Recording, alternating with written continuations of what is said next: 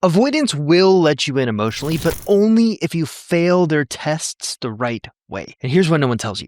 Most people don't even know they're being tested. Now, I was once told that being with an avoidant is sort of like being trapped in an escape room from hell. So here's my question.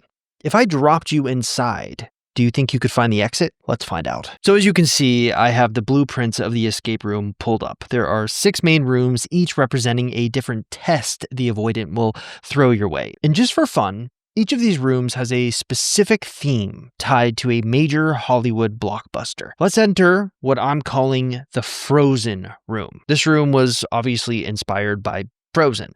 As you step inside, something strange happens. You've been transformed into a Disney character, but not the brave one with a sword. No, you're the hopeful one with the open heart, the one singing duets with the door, hoping someone on the other side will finally open it. Kind of like Anna from Frozen. The room itself looks like a frozen palace. It's tall, icy columns, chandeliers made of frost, and every sound feels muffled under a thick layer of snow. It's beautiful, but sterile, still, lonely. And there, across the room, is your avoidant. You try to walk toward them, even call their name, but the moment you do, the temperature drops. The frost spreads. They flinch like warmth is a threat. They turn away. You try again, softer this time, and the walls begin to ice over. The message becomes clear. The more emotion you bring, the colder the room becomes. This is the first test, and most people fail it by doing what feels natural. Trying harder, explaining, proving they're safe to love, but in here, that only makes the freeze worse. This room, of course, revolves around the typical deactivating strategy of emotional numbing. Now, if I'm being honest, this room isn't anything new. You've heard me talk about it in previous videos, but just in different ways with all sorts of different names.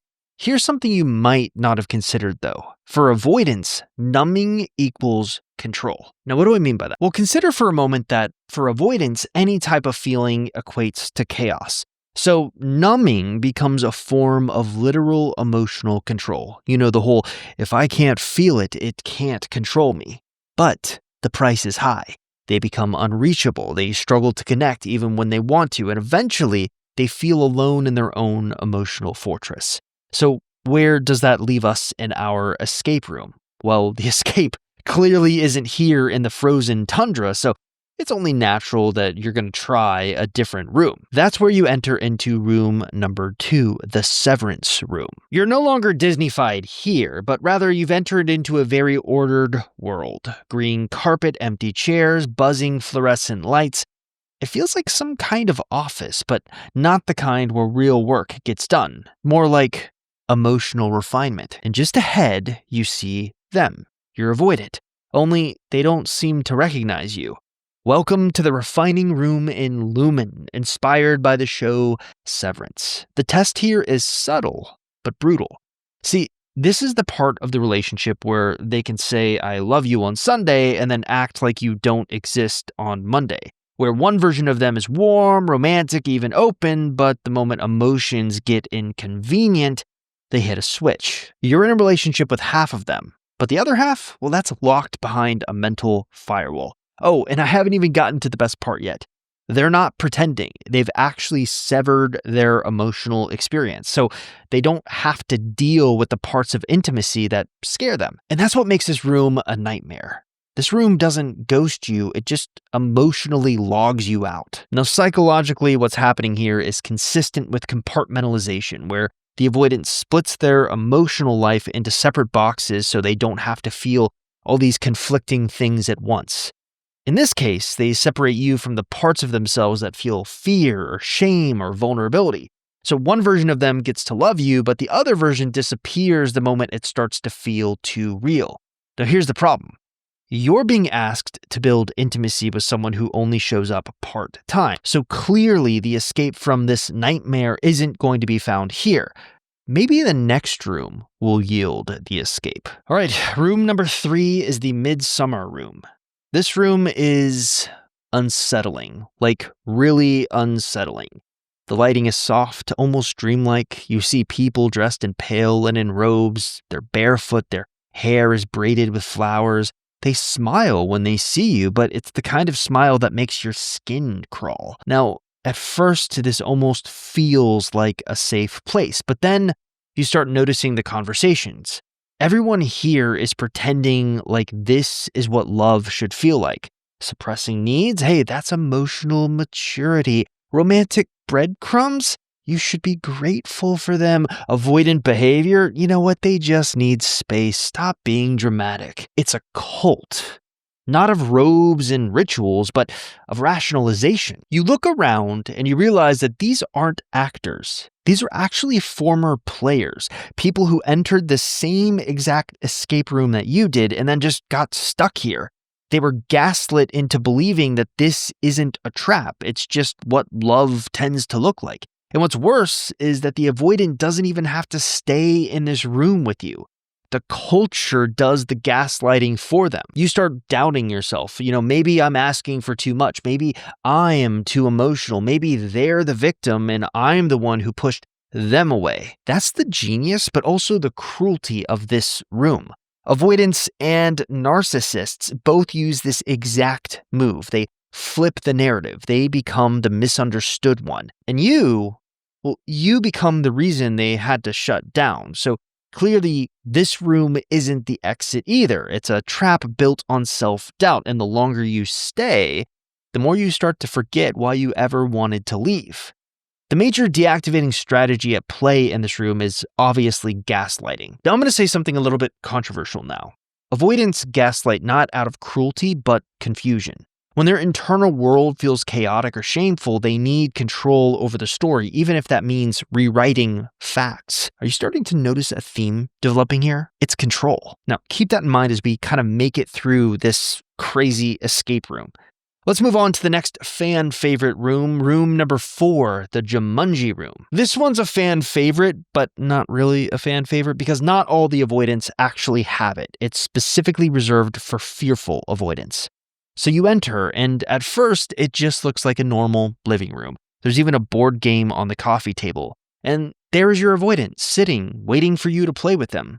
So you sit down, and then the game begins. You roll the dice, and suddenly the air goes warm. They smile at you. They lean in close. It's playful. It's romantic. You think, hey, this is it. We're finally getting somewhere. But then they roll, and the warmth disappears. They go cold, distant.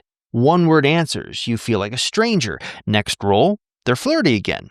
Then ghosted, then jealous, then fine, then accusing, then silent.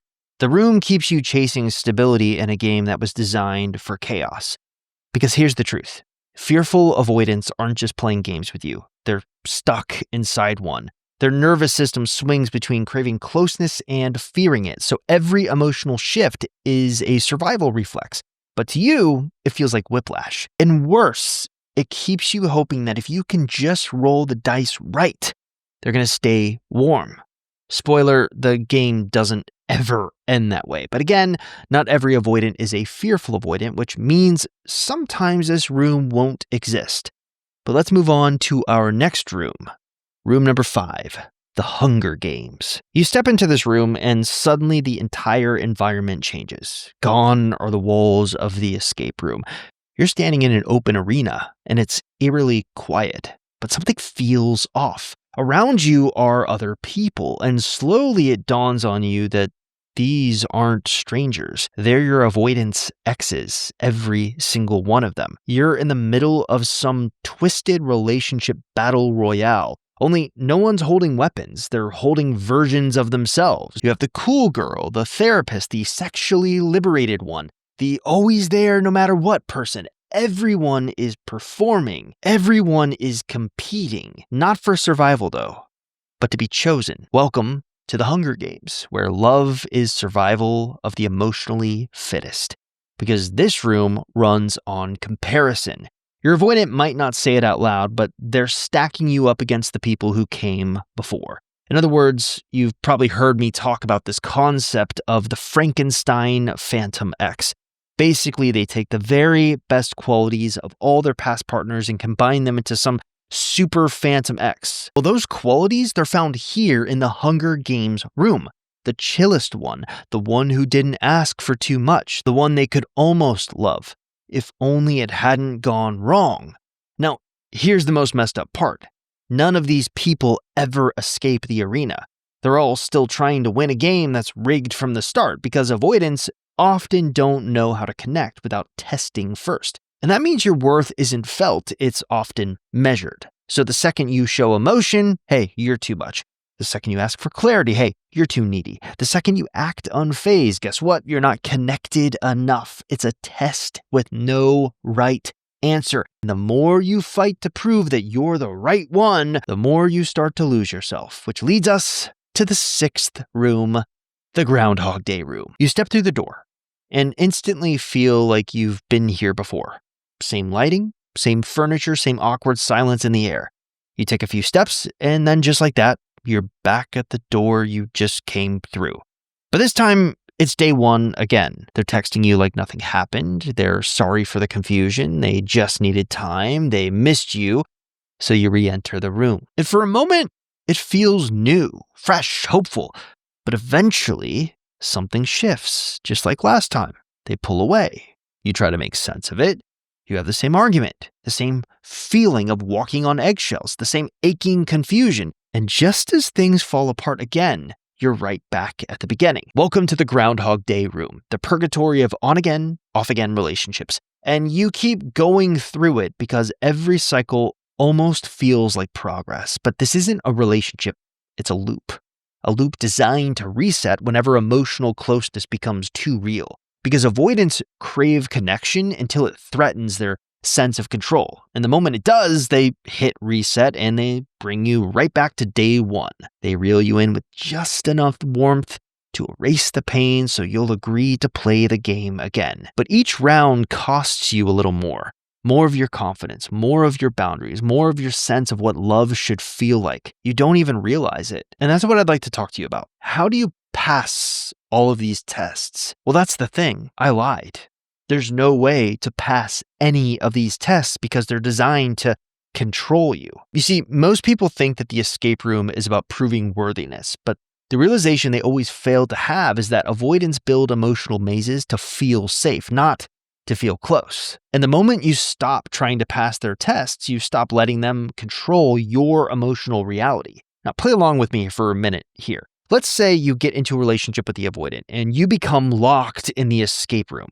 You're constantly looking for a way out, breadcrumbed by the avoidant to keep going, like a rat in a maze chasing cheese that isn't even real. And while you're chasing that next clue, your actual life is falling apart outside of the room. You miss your brother's wedding because the avoidant said they needed space and you were too emotionally wrecked to show up.